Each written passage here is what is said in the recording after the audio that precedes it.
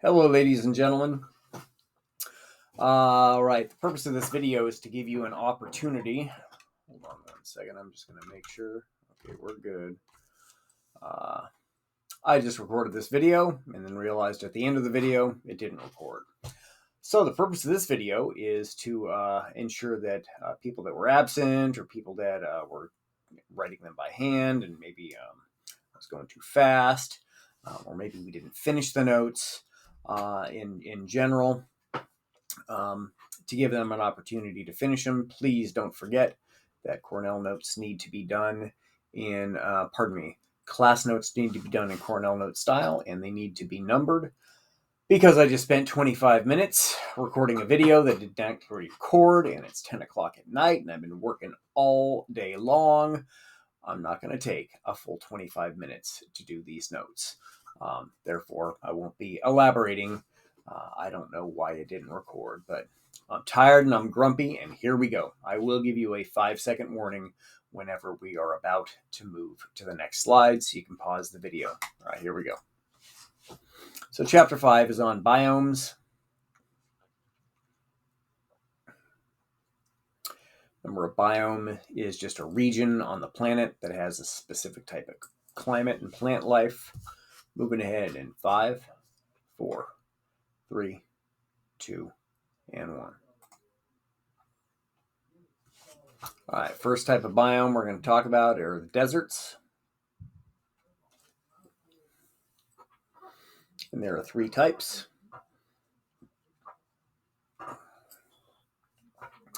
Remember, ECOS stands for ecosystem.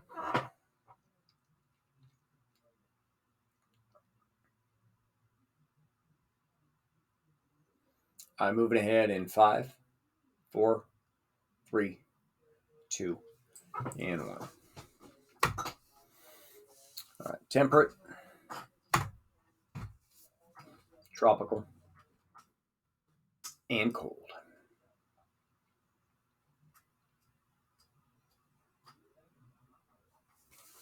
So temperate has the most rainfall of the 3. It says it's got more than tropical, but then down here it says that cold deserts have very, very little rain.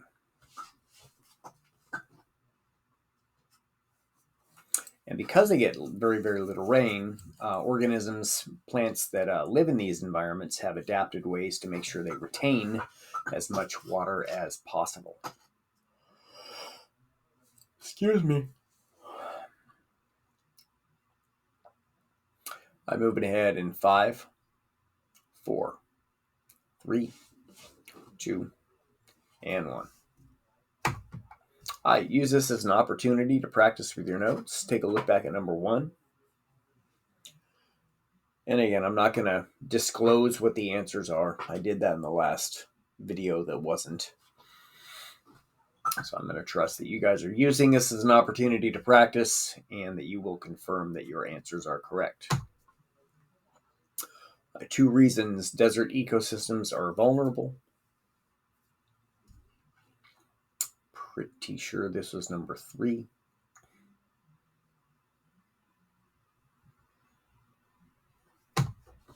And which type of desert gets the most rainfall?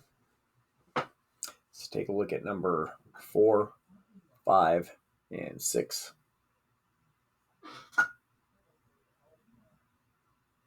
I'm moving ahead in 5, 4, 3, 2, 1. All right, grasslands. So there are also 3 types of grasslands.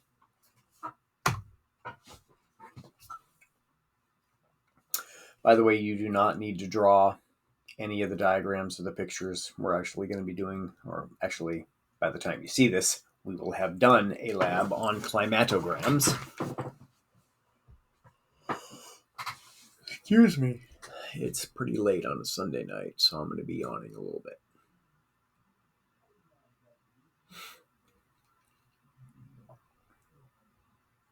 I'm moving ahead in 5, 4, 3, 2, and 1. All right, so this is the type of grassland that is categorized by California. tall and short grass prairies. We have converted most of that to farmland. And these have very fertile soils. Moving ahead in 5, 4, 3, 2, and 1. Cold Arctic tundra grasslands. Pick 3 of these. Just gonna make sure I'm still good to go. All right. That means the video is still recording.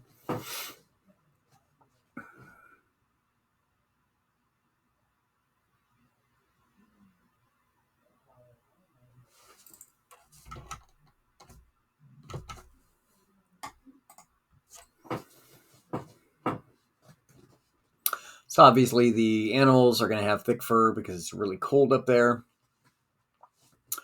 It's categorized by having permafrost that is underneath the layer on the top that thaws during the summertime. And remember, because global climates are increasing in temperature, these permafrost means permanently frozen.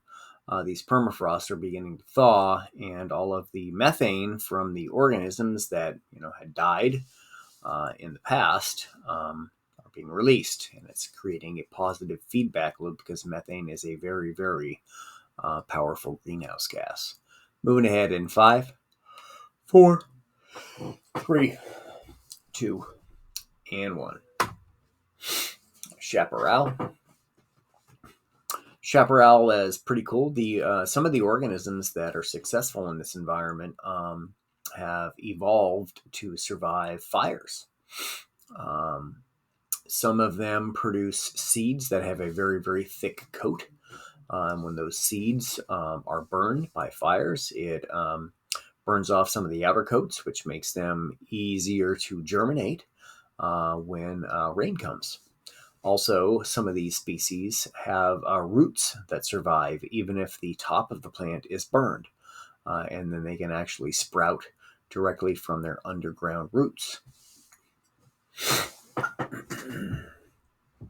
Moving ahead in 5, 4, 3, 2, and 1. I practiced with the notes a little bit. Sorry, I don't know what the numbers you need to go back and look at are. But you're looking at those, so you should be able to figure them out easily enough.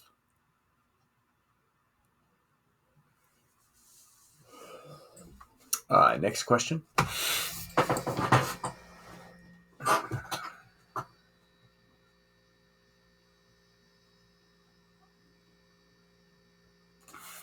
And last question.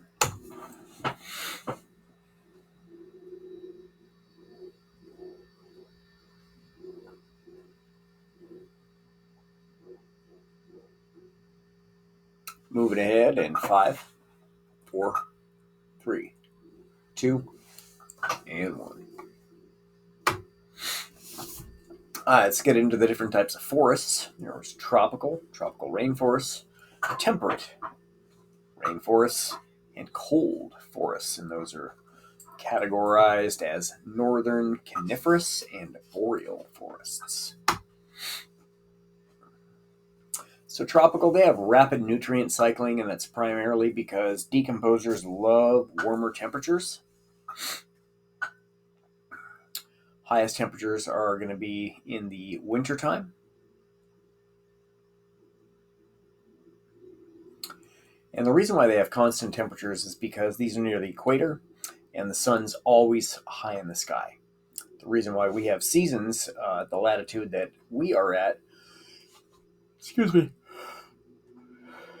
is because the further from the equator you get, the more variation in the sun, how high the sun is in the sky. And obviously the sun is lowest in our sky in the wintertime and highest in our sky in the summertime.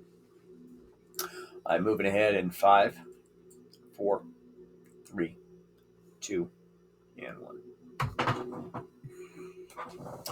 Temperate forests.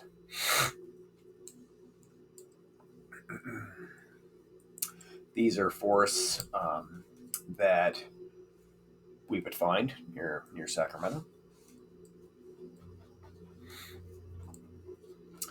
By the way, this is backwards. Temperatures lowest from November to March, not from March to November. And it's highest in July, which is pretty correct. Usually the highest temperatures in Sacramento are in July, although recently it's been August and September. Slow rate of decomposition primarily because decomposers like warmer temperatures. Moving ahead in 5, 4, 3, 2, and 1. Northern coniferous, and we do have some of these forests because we live next to a mountain range, Sierra Nevada. So at higher elevations,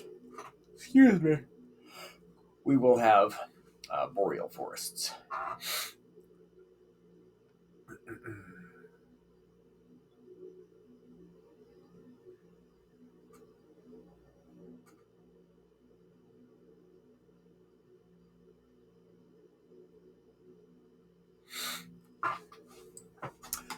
Arctic tundra is up near the North Pole, and at the poles you don't have any plant growth because it's too cold and the sun never gets that high in the sky.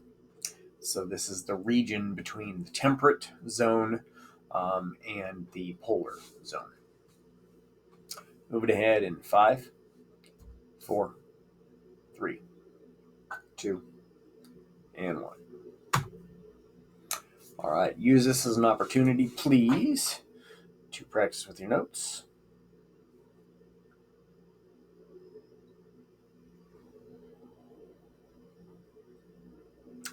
Moving ahead to the next question. 2 characteristics of cold or tundra forests.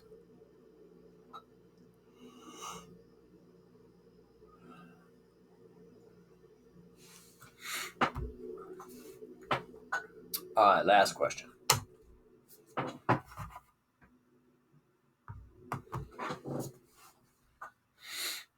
Never mind. There were only 2 questions. All right, on to mountains. So as we talked about in the Island Biogeography Lab, mountains that are surrounded by different types of habitat can be considered islands. They do have most of the world's forests. So islands of biodiversity, so diverse areas with organisms that are uniquely adapted to those areas. Remember, endemic means native. They help regulate Earth's climate. It's primarily because they have a lot of forests. And they're storehouses of water, primarily because you find snow and ice associated with them. And also there's a lot of water stored in the trees. I'm moving ahead in 5, 4, 3, 2, 1. Ecosystem service value of forests, $15.6 trillion per year. And it's really tough to use these figures to sway lumber companies from cutting down forests because this isn't a value that anybody gets paid. These are dollars that we don't have to spend. So it's not really quantifiable. And, lumber companies want to get paid. They don't necessarily want, and honestly, the ecosystem services aren't really going to save the lumber company any money. They might save humanity money or government's money. But forests are incredibly valuable in terms of ecosystem services. So these services are greater than the value of timber. Felled means cut down. And non-sustainable practices, if we underprice or undervalue our natural resources and we don't consider the ecosystem services, they're going to get cut down. This picture is of a clear cut, and this is what I saw a lot of on the hills that surrounded the valley where I grew up. in Quincy, in Plumas County. There were 3 lumber companies in town, and many of them used clear cutting practices. Moving ahead in 5, 4, 3, 2, and 1. Ecosystem service examples, there are lots of them. As you can see from the diagram, forests have the largest ecosystem service value, and coastal marshes or mangroves have the largest aquatic ecosystem value. Humans, we do a really good job of messing up ecosystems and degrading them and using them unsustainably.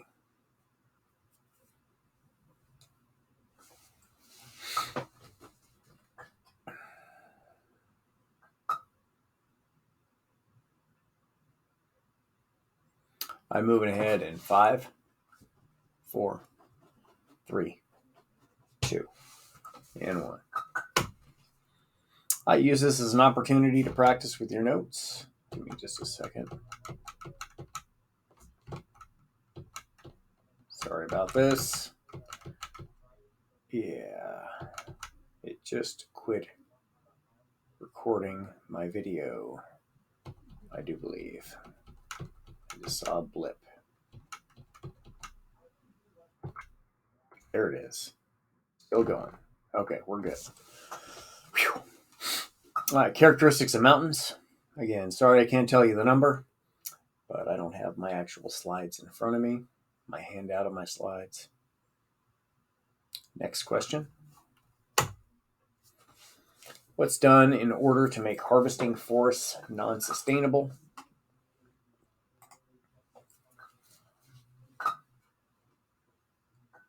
Yeah, it's undervaluing the ecosystem services that they provide.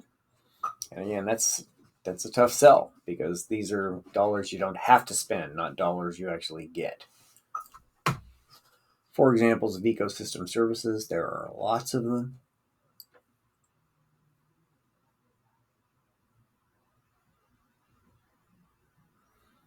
All right, moving ahead in 5, 4, 3, 2, 1.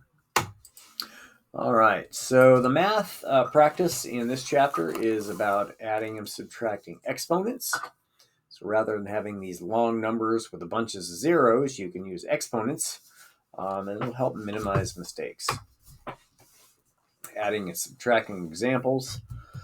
So a square kilometer is 1,000 times 1,000 meters, beg your pardon. So that's 10 to the third times 10 to the third, and you can just add them together and get 10 to the sixth.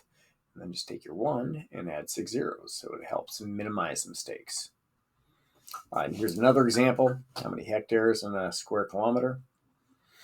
So again, a square kilometer is 10 to the sixth meters squared.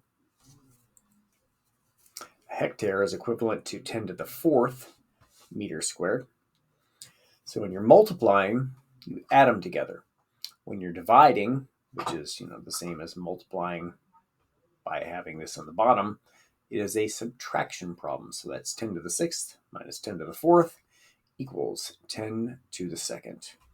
All right, ladies and gentlemen, that is it for the notes.